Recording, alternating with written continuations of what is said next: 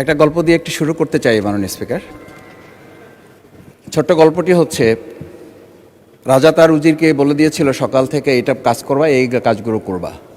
উজির বলেছিল যে আমাকে যে কাজগুলো বলেন কোনটা কখন গুরুত্বপূর্ণ কোনটা ছুটে যায় তার চেয়ে আপনি আমাকে একটা তালিকা করে দিলে ভালো হয়। একটা তালিকাও করে দিয়েছিল। তালিকা দেখে দেখে সে কাজ শুরুই করেছিল। হঠাৎ করে রাজার মনে হলো সে একবার শিকারে যাবে। ঘোড়ার পেটে উঠে যখন রেকাবে পা ঢুকিয়েছে, রেকাবে পা ঢুকালে পা আটকে গিয়েছিল। পাটা যখন ছুটাতে পারছিল না তখন সে উজিরকে বারবার ডাকছিল, আমার পাটা এখান থেকে বের করে দাও। পাটা বের করতে যাচ্ছিল না উজির, কারণ উজির বারবার খুঁজছিল যে তালিকাটা করে দেওয়া হয়েছিল সেই তালিকার মধ্যে পা আটকে গেলে ওটা বের করে দেওয়ার বিধান ওখানে আছে কিনা।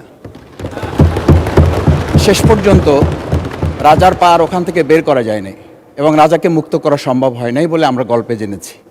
ঠিক আমার কাছে আজকে সংসদ এরকম একটা গল্পের মতো মনে হয়। আমরা জুলাই সনদে যখন আমাদের 4 বছরের সন্তানরা জীবন দিয়েছে, আমরা যখন দেখেছি বিগত 17 বছর উন্নয়নের কথা বলে আমাদের নির্বাচনকেই ভুলে দেওয়া হয়েছিল, আবার বিগত 1.5 বছর আমরা লক্ষ্য করলাম যে সে সময় আমরা কেউ কেউ নির্বাচন এবং নির্বাচন বলে বলে আমরা আমাদের মাথা থেকে বিচার এবং সংস্কারটাই ভুলে দিয়েছিলাম। আবার এখন এসে আমরা দেখলাম যে আমাদের নখের কালি শুকাতে না শুকাতেই উন্নয়নের কথা বলে আমরা আবার জুলাই সনদটাকেই ভুলে দিতে বসেছি। আমি খুবই বিব্রত হই যে আমাদের সন্তানেরা রাস্তায় দাঁড়িয়ে সেদিন কি প্ল্যাকার্ডে এটা লিখেছিল যে আমরা একটা ফ্যামিলি কার্ডের জন্য আজকে রাস্তায় দাঁড়িয়েছি। সেদিন তারা দাঁড়িয়েছিল, মাননীয় স্পিকার, সেদিন তারা দাঁড়িয়েছিল, লেখা ছিল রাস্তাগুলোতে আমাদের সন্তানেরা বুকে গুলিবিদ্ধ হয়ে পা হারিয়ে চোখ হারিয়ে দাঁড়িয়ে রাস্তা ব্যারিকেড দিয়ে লেখা ছিল রাস্তা সংস্কারের কাজ না, রাষ্ট্র সংস্কারের কাজ চলছে। আমরা যেন সংস্কারের কথাটা মাথায় নিতে পারছি না। আমরা সংস্কারের পরিবর্তে এখন আমরা সংশোধনের দিকে যাচ্ছি।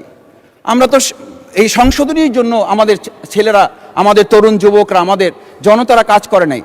আমি একটা কথা পরিষ্কার বলি, অ্যামেন্ডমেন্টের জন্য তো শেখ হাসিনাও সেদিন অফার করেছিল 24 ঘন্টা দরজা খোলা আছে, তোমরা সংশোধনের জন্য আসো। সেদিন এই ছাত্র জনতা সংশোধন মেনে নেয়নি, তারা সংস্কারের জন্য কথা বলতে চেয়েছিল। আজকে আমরা সংস্কারটা মাথায় নিতে পারছি না কেন? মাননীয় স্পিকার, আমি আর একটা কথা আপনাকে একটু স্মরণ করানোর জন্য বলছি। আমরা ছোট সময় আমি বাংলায় সাহিত্যে অনার্স করা, আজকে আমাকে আপনি স্নেহের সাথে মাসুদ বলে বলেছেন। আমার সংসদের নাম শফিকুল ইসলাম। এই মাসুদ নামটা যারা একেবারে খুব আমাকে স্নেহ করেন, আদর করেন, তারাই ডাকেন। আমি বাংলার সাথে আমাদের রাষ্ট্রবিজ্ঞানের ছিল, রাষ্ট্রবিজ্ঞানে আমরা ছোট একটা বাক্য পড়েছিলাম, নেসেসিটি নোস নো লস। আমরা এই নেসেসিটিকে আজকে একটা সংবিধানের ধারাবাহিকের মধ্যে আমরা আটকে ফেলেছি। আমরা লাইন খুঁজতেছি, আমরা দাড়ি কমা সেমিকোলন খুঁজতেছি। আমরা আজকে পরিষ্কার একটা কথা বুঝি যে আমাদের এই সংস্কারের প্রয়োজনটা এই কারণে দরকার হয়েছে, এই প্রস্তাবটা এজন্য উত্থিত হয়েছে যে এটা 30 কার্য দিবসের মধ্যে যেখানে করার কথা ছিল সেখানে আমরা খাল খননে গুরুত্ব দিলাম, ফ্যামিলি কার্ডে গুরুত্ব দিলাম, কৃষি কার্ডে গুরুত্ব দিলাম, আমরা আরও অনেক কাজে গুরুত্ব দিলাম। অথচ যেটার জন্য আজকে নির্বাচন করে আমরা এখানে নিজেরা কথা বলার সুযোগ পেলাম, সেই সংস্কার আমরা নজর দিতে পারলাম না কেন? মাননীয় স্পিকার, আমি আর দুটো কথা বলি।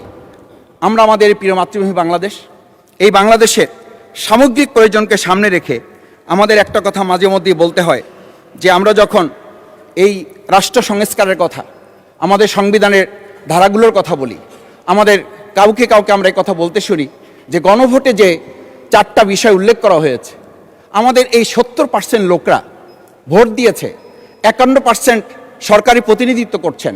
আমি তো একটা কথা যদি পরিষ্কার করে সরকারি বেঞ্চে যারা আছেন, ট্রেজারি বেঞ্চে যারা আছেন, তাদের বিনয়ের সাথে যদি জিজ্ঞেস করতে চাই যে আমরা 51% ফ্যামিলি কার্ডের পক্ষে ভোট দিয়েছে আর আমাদের 70% তো জুলাই সনদের ভিত্তিতে রাষ্ট্র গঠনের পক্ষে ভোট দিয়েছে। আমরা তাহলে 51%কে গুরুত্ব দিয়ে ফ্যামিলি কার্ড বিতরণ করে জনগণের সেই 17 বছরের উন্নয়নের কথা বলি কি আমরা মূল জায়গা থেকে আমাদের দেশের জনগণকে আবার আরেকটা জায়গায় নিয়ে যেতে চাচ্ছি, এমন করে যে আমরা লক্ষ্য করছি, আমরা বলি সবার আগে বাংলাদেশ, আমরা বলি সবাই মিলে বাংলাদেশ। আমি তো তা লক্ষ্য করছি না। আমাদের আশঙ্কার জায়গাটা, আমাদের উদ্বেগের জায়গাটা, উৎকণ্ঠের জায়গাটা মাননীয় স্পিকার ওইখানে যে 11টা সিটি কর্পোরেশনের প্রশাসক বদল হয়েছে। আমরা কি লক্ষ্য করলাম না সবাই মিলে যদি বাংলাদেশ হয় তাহলে সরকারি দলের বাইরে একজন যোগ্য লোক, সৎ কি মানুষ ওখানে খুঁজে পাওয়া গেল না? মাননীয় স্পিকার আরেকটা কথা বলি, 42টা জেলা প্রশাসক বদল হয়েছে। মাননীয় স্পিকার, এই পাশ থেকে প্রায় কথা বলি যে এখানে বলা হয়েছে যে মানে আমরা সবাই মিলে বাংলাদেশ, সবার বাংলাদেশ যখন বলি, সবাই মিলে দেখি টেবিল চাপড়িয়ে আমরা এই মহান জাতীয় সংসদকে খুবই সরগরম করে ফেলি। এই 42টা যে জেলা প্রশাসক নিয়োজিত হয়েছে, এই জেলা পরিষদে গোটা বাংলাদেশের মধ্যে আজকে এখানে যে কমিটি হয়, সেই কমিটিতে আমরা বলি ন্যায্যতার ভিত্তিতে আপনাদের থেকে 2 জন দেন, 1 জন দেন। মাননীয় স্পিকার, খুবই বিনয়ের সাথে জিজ্ঞেস করি, আমরা কি সেই নতুন বাংলাদেশের দিকে যেতে পেরেছি, যেই বাংলাদেশে এই 42 জন জেলা পরিষদের 1 জন জেলা পরিষদকে আমরা কাউকে খুঁজে বের করতে ওখানে ন্যায্যতার ভিত্তিতে দিতে পারলাম না? মাননীয় স্পিকার, আমরা তত্ত্বাবধায়ক আমাদের অন্তর্বর্তীকালীন সময়ে যখন 1-2 জায়গায় এরকম প্রশাসক নিয়োগ হয়েছে, আমরা বললাম এটা সংবিধান লঙ্ঘন এবং এটা গণতন্ত্রের সাথে সাংঘর্ষিক। আজকে গণতন্ত্রের নির্বাচনের ভিত্তিতে আমরা যখন একটা সরকার পেলাম, সেই সরকারে স্থানীয় নির্বাচনের দিকে না গিয়ে যেখানে সরকারের প্রশাসক ছিল তাদেরকে তড়িঘড়ি করে বদল করে বিশ্ববিদ্যালয় গেলে থেকে শুরু করে নিজ দলীয় লোক গ্রহণ করে, আমরা কি এটা বলতে পারি যে সবাই মিলে বাংলাদেশ এবং সবার আগে বাংলাদেশ আসলে এটা আমাদের দেশে আসছে? আমরা বলতে পারি না বিধায়ী আজকে জুলাই সনদ বাস্তবায়ন এবং তার ভিত্তিতে আমাদেরকে এখানে শপথ গ্রহণ করানো হয়েছে। আমাদের এই ট্রেজারি বেঞ্চ থেকে আমাদেরকে বলা হয় এটাই নাকি অবৈধ হয়েছে। অবৈধ একটা কাজ জাতীয় সংসদে আমাদের কাছে কাগজ প্লেস করেছে কে? যারা প্লেস করেছে তাহলে তাদেরকে তো আগে আইনের আওতায় নিয়ে আসা উচিত। এই অবৈধ কাজে আমাদেরকে কারা সহযোগিতা করেছেন? এই অবৈধ প্ররোচনা আমাদেরকে কে দিয়েছেন? এটা তো আমরা জোর করে কেউকে ঘরের পকেট থেকে আমরা নিয়ে আসি নাই। মাননীয় স্পিকার, আমি তো বাউফল থেকে আমার এই মানে সংস্কারের শপথের জন্য আমি তো কাগজ বাউফল থেকে নিয়ে আসি নাই, এখান থেকে দেওয়া হয়েছে।